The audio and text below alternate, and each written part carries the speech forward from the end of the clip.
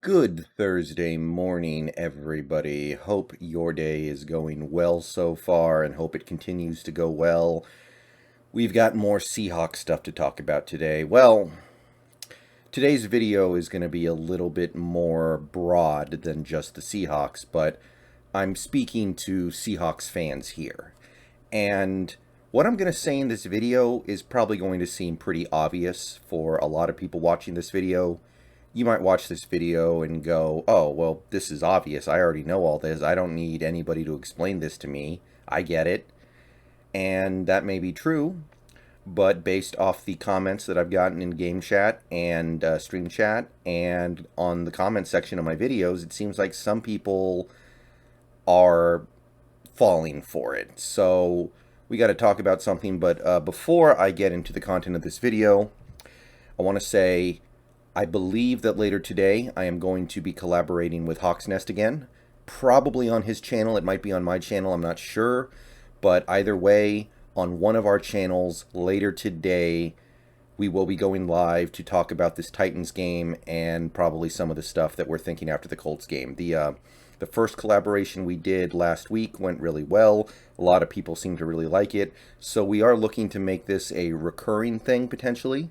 I'm not 100% sure if we're going to do it every week or just every now and then. But for now, we are going to do it again this week. So definitely tune in. We definitely say some interesting things. We go into a lot of angles that a lot of people might not be thinking about or not seeing. And we work really well together, I think. So definitely tune in later today. I think it's going to be around 3 o'clock my time, so 6 o'clock Eastern. And we'll have some fun with it. But we're only going to keep doing it if people show up and show that they are interested in what we have to say and like our collaborations together. So either on this channel or Hawk's Nest later today, around 3 o'clock my time, be there or watch the VOD later. Okay, so after week one, it almost makes sense why a fan or a viewer, even maybe you're not even a fan of a team, but a viewer would overreact to what you see in week one. And I sympathize with that because it's all you have, right? Yeah, you have previous seasons, you have the preseason, you have preseason expectations, sure, but you only really have one meaningful game to go on for each team after week one. So to a certain extent, it makes sense why people overreact, but at the same time, I feel like we've been doing this long enough to know not to overreact to a game in week one. And the reason why I'm talking about this is because after the Tennessee Titans admittedly stunk up the joint against the Cardinals at home last week, losing 38-13, I see a lot of assumptions being made about our game this weekend against this same Tennessee Titans team because I and many others viewed the Titans game as a potential problem game for this team. And I think a lot of people were concerned about what that offense could do to our defense, what their receivers can do to our cornerbacks, what Derrick Henry could do to our defense in general. And I think a lot of people were thinking that is a very potential loss. That is a good Titans team. Now, fast forward to this week, and I see a lot of those same people saying, oh, well, I guess we were wrong. I guess the Titans suck. And you look at this game, yeah, sure. Their defense is still really bad, it looks like. They let Kyler Murray go for over 300 total yards. The Cardinals ran the ball for over 130 yards. DeAndre Hopkins and Christian Kirk both went off. On defense, they shut down Derrick Henry, held him to under 60 yards. A.J. Brown and Julio Jones were basically non-factors. Taylor Lewan, their former Pro Bowl left tackle, got abused by Chandler Jones. And it flips so quickly. Now we have all these fans saying, oh, well, okay, I guess the Titans aren't any good. I guess that's a game we're going to win. And I see people predicting we're going to win by 3 scores, 4 scores, 4 touchdowns. And while that may happen, and while the Titans might actually be bad this year, while there is some logic behind thinking that, hey, they lost their offensive coordinator and it's possible the offense gets worse without them. I don't want us as fans to forget that there is a more likely and reasonable explanation, and that is they had a bad game. Because bigger than any 60 minutes of football should be the talent that you know they have. We've seen Derrick Henry in dozens of games in his career. We've seen A.J. Brown and Julio Jones in dozens of games in their career. Julio Jones especially, we've seen him do it for close to a decade now, where he's just been a dominant wide receiver. So don't forget that talent that you know these guys have. Don't forget the capabilities that these guys have. Derrick Henry might be the best running back in the league. A.J. Brown and Julio Jones might be the best 1-2 punch-it receiver in the league in terms of talent. And we've built up that perception for years and years and years of watching these guys play football. Taylor Lewan is known as being a really good left tackle. He had a terrible game. And it's easy to just say, oh, I guess he's bad now. But while that is possible, we saw it happen with Walter Jones once upon a time, there's a far more likely explanation. He just had a bad game, his first game back from a major injury last year, and needed some time to get his sea legs under him. And the thing is, it's not just the Titans. I saw this happen with the Rams game. The Rams went up 10-0 on the Bears, made a couple of big plays. I had people in my Discord freaking out about how the Rams are going to win all their games and win the Super Bowl. I see people playing the same card with the Arizona Cardinals. They beat up on Tennessee in Tennessee, so our perception of them being an average team in 2021, well, that's out the door. They're an elite team now because they put up 38 points in a game that some people were expecting them to lose. So I want to remind people that the week 1 overreaction is dangerous. And I wanted to look back at some previous week 1 results in recent seasons to make sure that everybody remembers how the way things could go. So 2020, last year, if you take a look at week 1, there were 2 really obvious games we can look at here. So Patriots hosting the Dolphins. Patriots win 21-11. I remember after this game, all the sports talk shows and all the discussion was about, oh wow, this Cam Newton guy has found a new lease on life in New England, and he's turned this Patriots team into a Super Bowl contender, and the Dolphins were still the Dolphins. Fast forward, Patriots ended up having a bad season, losing record for the first time in forever. Dolphins ended up winning 10 games, 1 game away from the playoffs.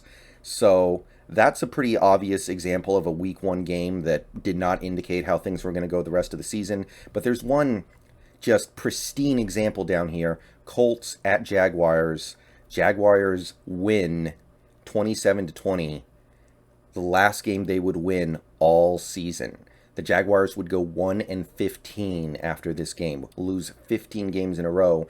And the Colts, after this embarrassing loss, would go on to make the playoffs, have a good season with Phillip Rivers, and actually play competitively in their first playoff games. So that's a great example of how the week 1 overreaction can get you sometimes. And this is just from 2020.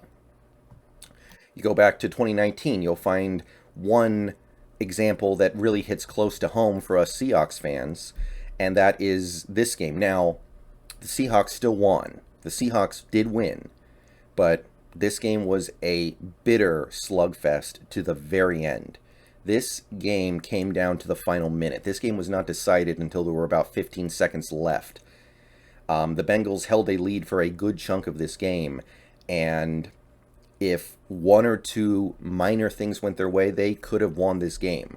So you look at a result like this and you think, okay, well, either the Bengals are going to have a surprising great season out of nowhere because they went into Seattle and went toe-to-toe with the Seahawks, or the Seahawks are not going to be any good this year and we overestimated them.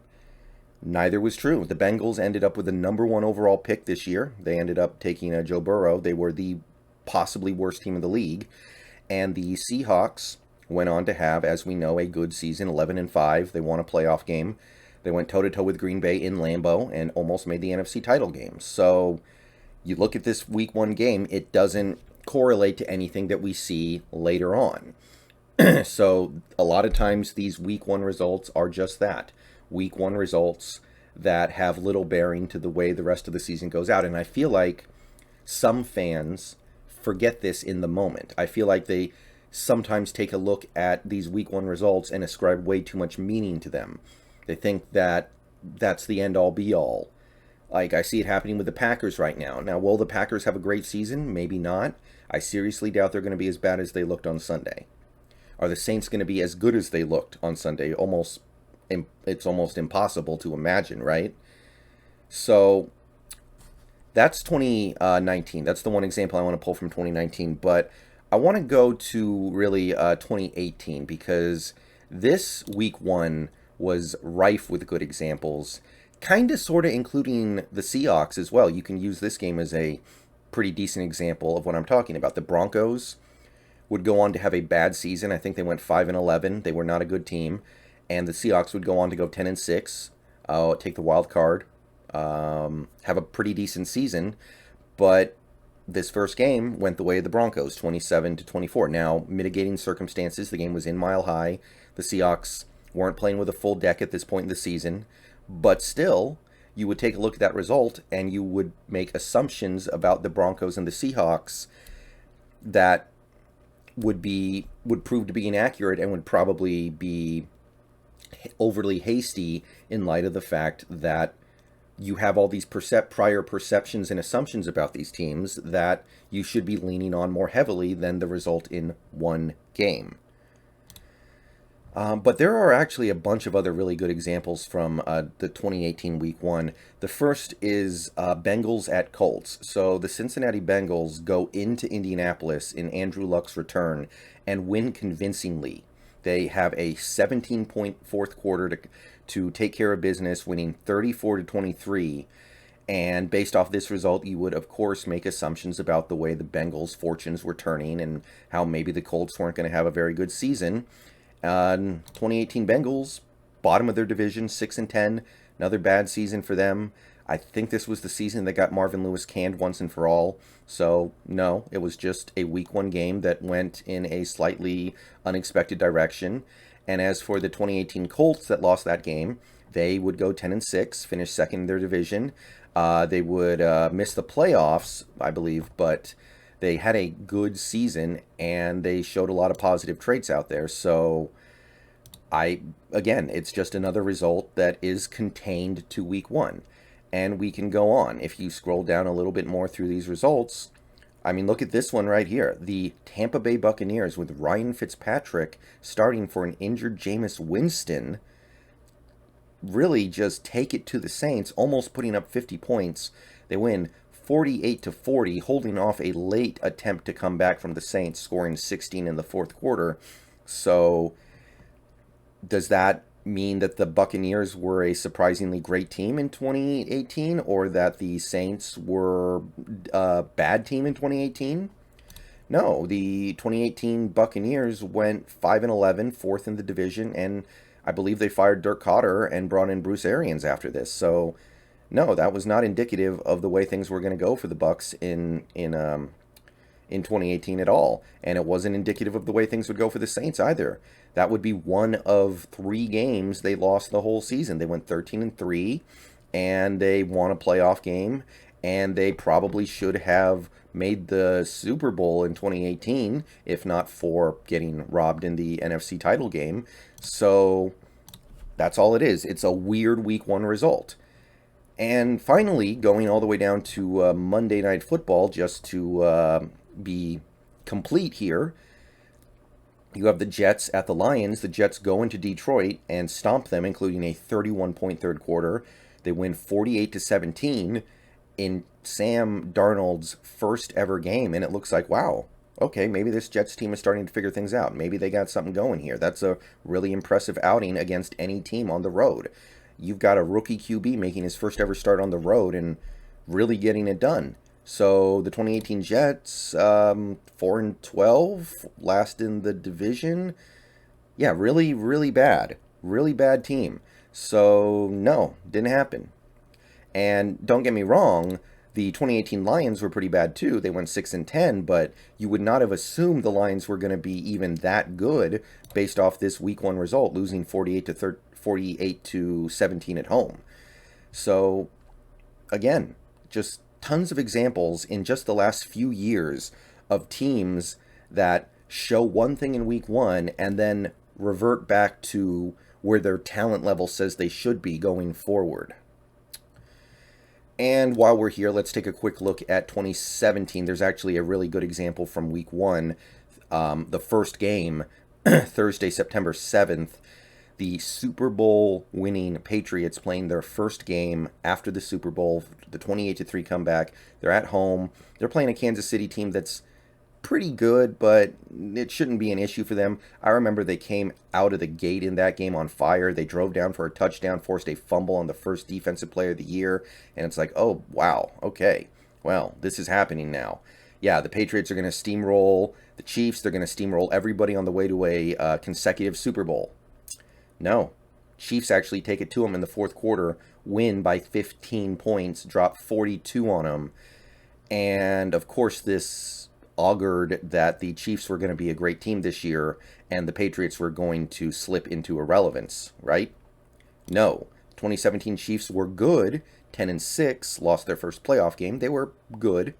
But the 2017 Patriots were 13-3, first in the conference, won the conference, played in the Super Bowl, lost a Super Bowl that came down to the final play. But again, this week one result was not indicative of what they were going to do the whole season. What was indicative was the prior assumptions you made about these teams based off their recent results and the talent level that people believed that they had. So this ended up being a little longer of a video than I wanted it to be because I think a lot of you guys understand this. I think a lot of people who are watching this video are like, yeah, we get it. You don't need to explain this to us. We know that week one produces weird results that are not indicative of what comes later. But I feel like some people are taking the bait. They see the Rams blow out the Bears and they're thinking, oh, this Rams team is going to win 15 games this year and go to the Super Bowl. They see the Cardinals blow out the Titans and they think, oh, well, the Cardinals are going to be great. I was wrong. I thought they were going to be mediocre this offseason. I was clearly wrong. And the Titans, who I thought were going to be good, they're actually going to suck. So don't fall into it again. Don't be Groundhog's Day, okay? This doesn't need to be Groundhog's Day.